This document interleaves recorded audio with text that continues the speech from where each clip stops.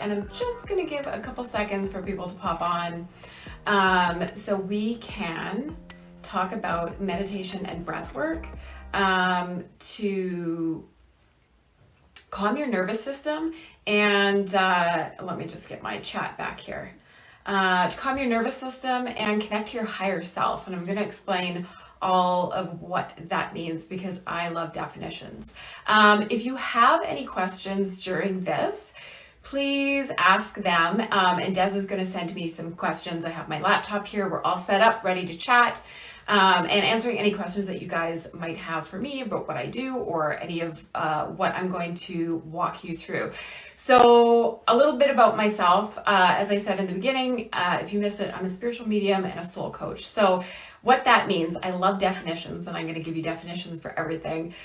Spiritual medium means I connect with people who have crossed over. So if you have people that you've lost, I am that person who connects with them and does readings for you. And as a soul coach, I empower my clients to use their own intuition. So this is kind of what the meditation and the breath work that I'm going to do with you guys today fits into. So empowering people to take control of their lives, their intuition, their bodies, tips and tricks and tools to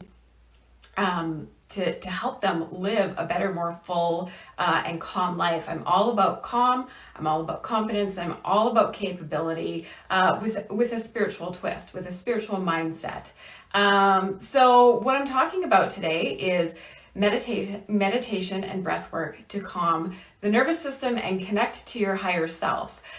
So what is meditation? I became a meditation teacher soon after I found the practice of meditation. I was going through a really hard time in my life. I was really depressed. And I found meditation. Someone suggested it to me, and I immediately fell so in love with it that I became a meditation teacher. And I've shared this with so many of my clients, and I'm always talking about how important meditation is in my life. But like anything in life, you can lead a horse to water, you can't make him drink. You could talk about meditation all day long, but unless you give people the experience, which I'm going to do today, they're going to say things like, it's too hard. I can't turn my brain off. I tried meditation once and it just wasn't for me. Meditation is not about being the enlightened guru at the top of the mountain. I think when we think of meditation, we think of monks and long periods of, hours and weeks and months meditating and that kind of enlightened state that we think we're supposed to be at when we start a meditation practice.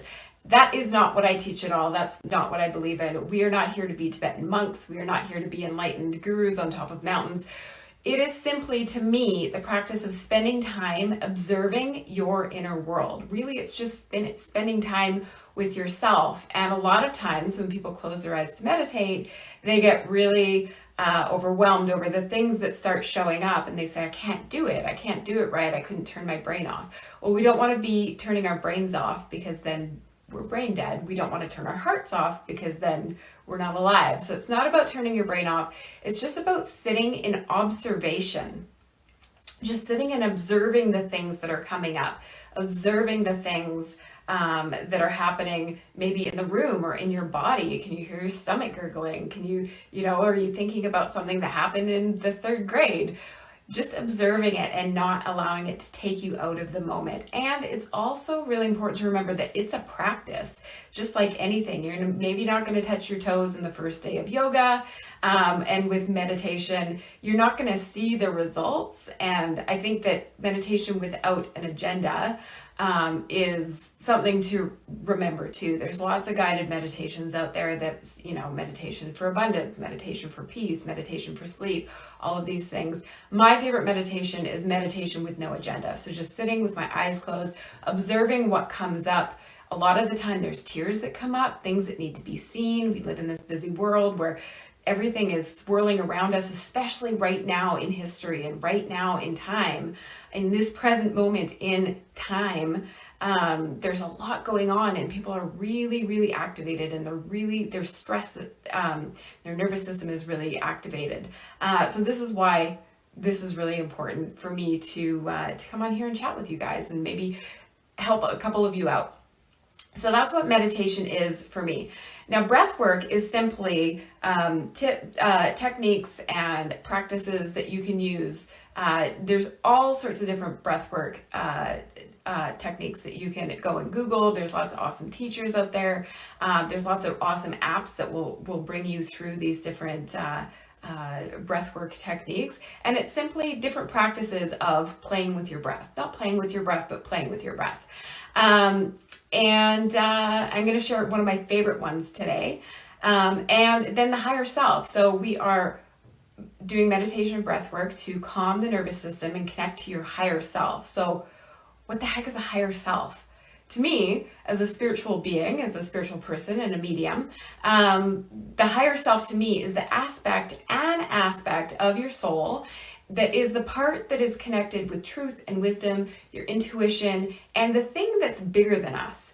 And I don't like to put a label on that. I don't like to tell you what to call it. Some people call it God, some people call it universe, some people call it the thing that beats their heart. Some people don't have a word for it, and that's okay. It's perfect to just let it be whatever it is. I don't want to tell you what to believe in. That's why you're connecting with your higher self, so you can tell yourself what you believe in. And that's the great thing about connecting to your higher self and connecting to that intuition and that wisdom that we all have inside of us. Men often call intuition a gut feeling or a hunch, and women, we like to call it mother's intuition, or we have a more flowy feminine kind of way of thinking about intuition, but we all have it. Everybody does, and everybody uses their intuition.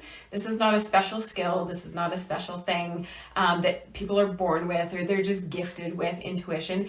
Every single living thing has it. Your dog has it, your cat has it, your aunt has it, your grandpa has it. Everybody has intuition, and it's just our perceptions of how we see it. So for myself, the higher self is just that aspect of your soul, your inner being, that's connected with truth and wisdom, and the thing that's bigger than us. Call it whatever you want.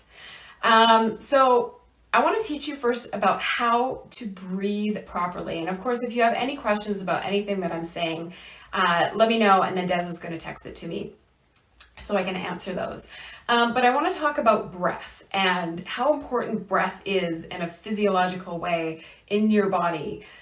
So a lot of us, especially when we're stressed out, we live in this world that is full of stress. We're go, go, go all the time. If you're a mom, or if you're a business owner like me, or a combination of both, or if you're just sitting and watching the news, we are constantly feeling or experiencing stress. So what happens when our body experiences stress is we go into shallow breathing. We go into our sympathetic nervous system, to get sciencey and nerdy on you, gets activated, and we go into fight, flight, and freeze mode. So if you think about a deer, if you're walking up to a deer, they're going to freeze and they're going to wait until they feel it's safe, and very oftentimes they'll shake and then go about their business.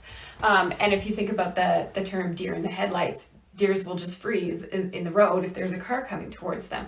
So we, as living beings, we all have this, and this comes from our amygdala at the back of our brain. This is our caveman brain, the part of us that puts us into that fight, flight, or freeze place we've had since before we even had our prefrontal cortex, which is our rational thinking brain, the one that gets us on the computer and tells us when to put the cheesecake down. Some of us are better than that than others. I digress. But so the fight, flight, and freeze response. What happens in our body when we go into that response is we start breathing shallow from our chest, and all the blood in our body goes to our arms and our legs, our extremities, in preparation for fight, flight, or freeze. And what that does in our body when we're in this constant state of stress, or we're going back and forth into this stress response, and we don't even realize that it's happening probably 90% of the time. Don't quote me on that statistic, but in this world, maybe 90% of the time, our bodies, we are depleting the organs in our torsos, the organs in our bodies that keep us functioning. We're depleting them of the beautiful oxygenated blood that we get when we're breathing fully into our full lungs. And I know you can't see the bottom of my body, but we're going to do a little bit of diaphragm work here. So I'm going to explain all of that as we go. So breath work and mindful breathing techniques are really important as a practice every day for 5, 10, 15 minutes to introduce all that beautiful oxygenated blood back into those organs. So we're not setting ourselves up for things like heart disease and whatever else comes with oxygen deprived organs. So that's why it's really important to be aware of our breathing and the stressors in our life. What are we being triggered by? What are we consuming? What are we looking at all the time? Are we scrolling through Instagram? Are we scrolling through Twitter? Are we watching the news constantly? It's really important to be mindful of what we're consuming in the world, physically, mentally, and emotionally. So what breath work does is it brings us into our bodies, it brings us back into our breath, and reminds us really that we have these big, beautiful lungs, and we're usually using only the top portion because we just live in a stress state all the time. Most of us anyway. Some people not so much, but most of us do. And so I want to talk about the 4 quadrants of your lungs and how to actually breathe properly. So we have the top part, we talked about that, shallow chest breathing, and then we have our diaphragm down here. And excuse me while I lean all the way back so I can see my hand on my belly. So your diaphragm is, if you go, huh, it's kind of that part in between your rib cage, where your rib cage meets. And if you give yourself a good, huh, sounds funny, looks funny, but that part will kind of go in a little bit. And when you're feeling really powerful, and it's like when you're having one of those days where you're like, I'm going to go buy a lottery ticket because I'm feeling good. You're actually feeling power from that part of your body. That's the energy center. That's your power center for going into the energy of it. But in the physical body, if you put your hand on your diaphragm down here, and I just want you to take a few breaths down past your lungs, and I want you to see if you can breathe from that place. It's like you're filling up a bottle or filling up a bucket from the bottom first, and just breathe into your diaphragm and just see your hand, feel your hand on your diaphragm. And I'll stand up so you guys can see. Just breathing nice in through the nose, out through the mouth. Dropping your shoulders and feeling that part of you extending and contracting. And you don't want to force it. You don't want to breathe too heavy or too hard because you'll start to get a little bit dizzy. Just nice and easy. And if you are starting to get a little bit dizzy, if you do start to feel a little bit of tingling in your head or your hands, that's a good sign that the oxygenated blood is reaching those parts of your body, but you don't want to force it too much.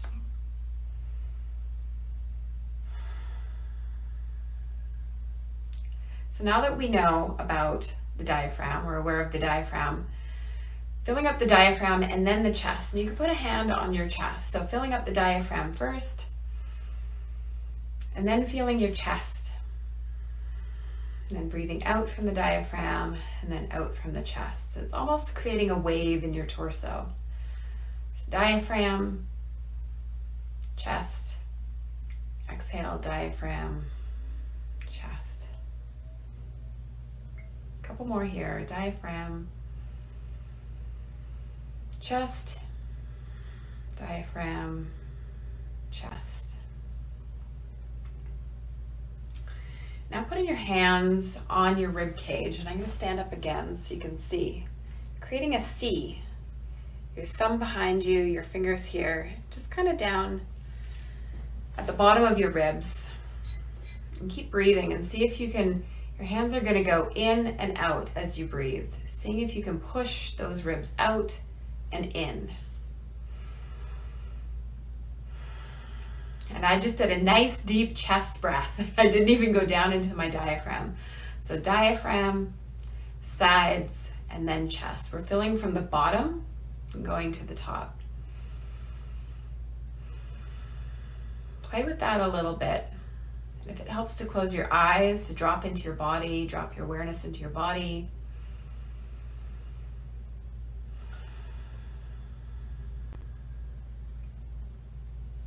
Couple more here. Inhale, exhale. I want you to lean back into your chair, and this is the hardest one to feel, but it's easier to feel if you're lying down. So at another time, laying down, taking that nice deep breath, starting all the way from the bottom, the diaphragm, the sides, the intercostal muscles, flexing those. And then seeing if you can breathe deep enough so that your body is kind of coming away just slightly from your back, from the back of your chair, just pushing you forward. This is the hardest one. If you can't feel it on the first practice today, come back to this. Filling from the bottom all the way up to the top, and then exhaling from the bottom all the way up to the top. It's like you're squeezing all that air out like an accordion. Filling up from the bottom all the way up to the top, and then squeezing out. You might actually start coughing, you might start yawning, you might burp, you might feel a little bit of gas and air in your body releasing, because we're actually using our lungs to push out and then squeeze, and that's pushing against all the good things inside of our torsos that aren't used to being activated. This is going to help you with digestion. This is going to help you with stretching, with just feeling good. All of those internal organ things this is going to help you with. So this is just how to breathe properly. So practicing this 5-10 minutes a day is going to bring all that beautiful oxygenated blood into your organs, help cleanse them, help pull anything out, those toxins. You might find that you're going to the bathroom a little bit more efficiently after starting this practice, that you feel like you're coughing for the next couple days or the first few days when you practice this, just kind of getting rid of any kind of toxins and things in your lungs. It's going to help your blood. It's going to lower your blood pressure, help regulate your blood pressure. All those good things that are going to happen. So just breathing normally. The next thing I want to teach you is one of my favorite breathwork techniques for calming that nervous system. So learning how to breathe, just practicing that mindful breath is a really good technique. And the next one I want to share with you is called left nostril breathing. And this is one that I do with my kids when they can't settle down at night. This is one I do with myself if I can't settle down at night. I actually will sleep on my right side. I'll try to sleep on my right side if my mind is racing at night, if I can't turn my brain off, if things are just going on and on and on in my brain. If I can't, if I'm really nervous, if I've gone onto social media, or if I've watched the news. I watched the news for the first time the other day, and I actually felt like really anxious. And I did 10 minutes of left nostril breathing. So what this does in your body is it calms the nervous system. It activates the parasympathetic nervous system, which relieves anxiety. It improves digestion, elimination, sleep, all of those things that proper breathing technique does as well. So for left nostril breathing, what you're going to do is take your right hand and you're going to hold it like this. You can actually hold it however you want, but we're going to put our little antennas up into the sky, and we're going to put our nose or our thumb against our right nostril, and we're just going to press gently, just really gently, just so we're plugging it. So this is how we figure out if we are stuffed up on the left side or not. So our hand is just like this. My handy swivel chair is helping, so you can see exactly what I'm doing. We're just going to close our eyes, and I want you to put your other hand on your diaphragm to make sure that you're breathing all the way down. We're activating that diaphragm, and we're breathing all the way down into the bottom of our lungs, taking nice, slow, deep breaths. So plugging our right nostril with our right hand, fingers to the sky, acting as little energy antennas, and our left hand on our diaphragm, and just taking nice, slow breaths. So inhale, exhale, inhale, exhale, inhale, exhale. I want you to continue breathing at your own pace, nice and slow, seeing if each inhale and each exhale can get a little bit longer, making sure you're breathing all the way down into your diaphragm, remembering how we learned to breathe all the way down into those intercostal muscles, into our back, our diaphragm first,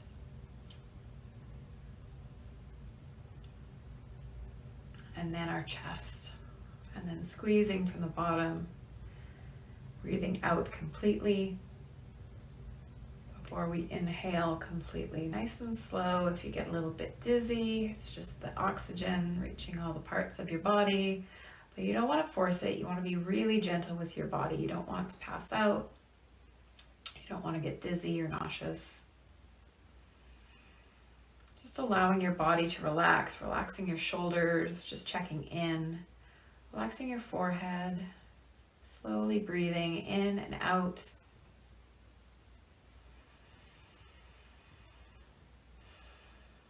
Checking in with your body, keeping connected with your body. It's a really good way to just retreat from the storm, from life. You can do this at any time except for when you're in the car. You can do this with your kids, do it with your grandma, do it with your uncle, do it with your dog.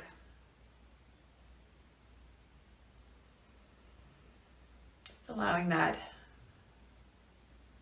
parasympathetic nervous system to get activated, to relax your body, to signal to your brain that you're safe.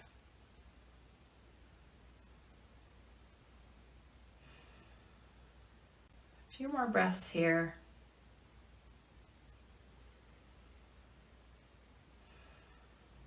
And I want you to bring your right hand down from your face with your eyes closed and just put it on your heart. Keep that breath nice and calm. Placing your hands on your heart, just feeling it beat. And setting the intention to connect with your higher self. Remembering that the higher self is just an aspect of your being, your soul, and the part that's connected with your truth, your wisdom, your intuition, and the thing that's bigger than us.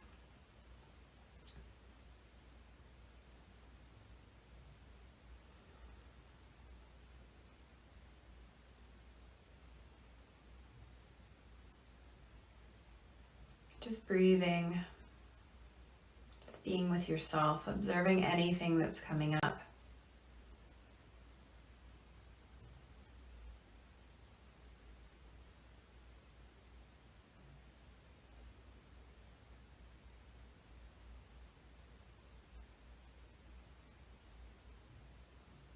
Just spending a few moments of time with yourself.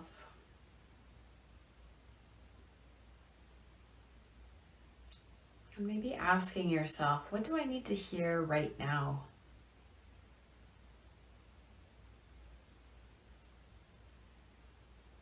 What do I wish I was hearing from the outside? Allowing yourself to get that feedback, that message, that wisdom from the inside instead of looking to the outside. Connecting with your heart. What loving, mindful message do you need right now in this time, in this space? What feels helpful? What feels hopeful?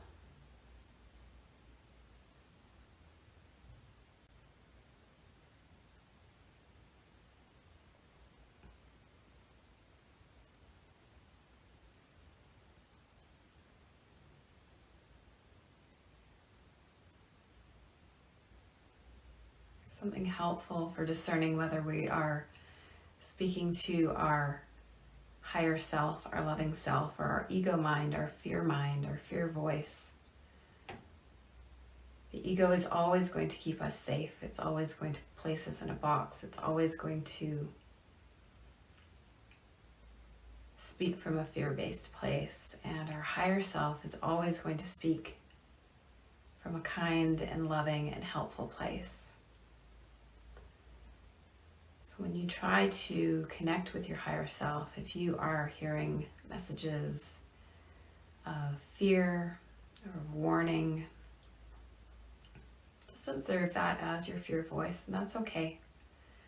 That is allowed here. That's a safe place for those voices to come up, but we just want to observe those, listen to them, allow them to have a space.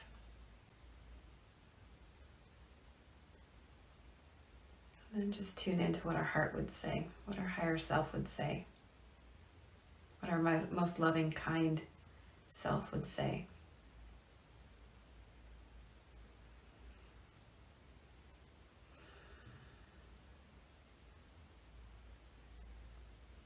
A few more deep breaths here.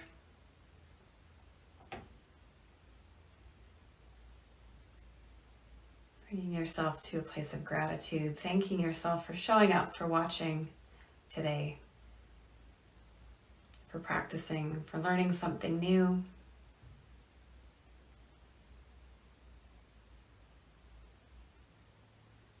Giving yourself a little break from all the craziness in the outside world, allowing yourself to return home to your inner world.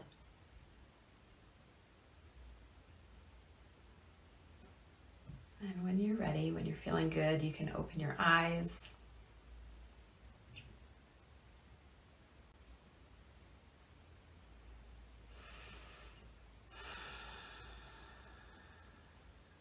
And I would love to hear from you, whether you're listening live or you're listening from the replay. Anything that came up for you, of course, reach out to me privately. If you want to talk about anything that came up, any feedback that you have. I love engaging. I love hearing about anything that came up, any experiences that you had, any objections that your body was having, any obstacles that you felt were coming up. If you listened all the way from the beginning, knowing that, you know, you're going to naturally, if you're new to this practice, if you're new to this concept, your brain's gonna say, that was too hard. I can't meditate. I can't get into it. It's a practice. There's no pressure to be perfect. There's no pressure to expect something. There's no immediate result that's gonna come from this. Knowing that it's a practice, the results come from meditation and mindfulness, and connecting to your inner self, your higher self.